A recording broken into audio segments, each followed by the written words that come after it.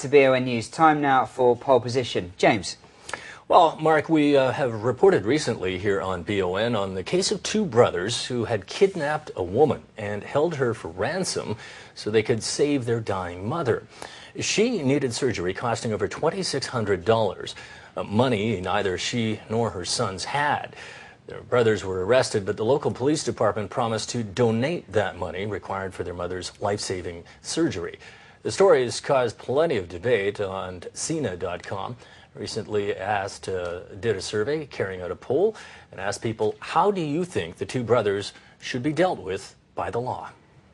Of those who gave an opinion on CNA.com, under 70% said that as the purpose of the kidnapping was simply to save their mother's life and they didn't hurt the victim physically, they hoped they would be dealt with leniently.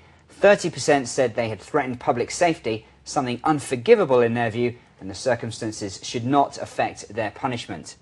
So we got some comments on this. Yeah. One person calling themselves Anger. Why does this always happen in China? The net user says, what can poor people do if they really need money for surgery? Yeah, clearly some exasperation there. Another person commenting by the name of Tian Xia points out that, well, this is just another signal of how badly healthcare reform is needed in China, and that most poor people in China simply can't afford their basic medical fees. Yeah. Levi comments that, why not try appealing for donations from the public? Now they can't help their mother anymore when they're in prison. Well, I would suggest that that's probably been done before by other people on the internet, and then there's the question of is it a valid case, or is it just a case of fraud and whatnot. But certainly this sad story speaks to the desperation that some people have, and obviously this sort of gap in the healthcare system that so many people and families fall through.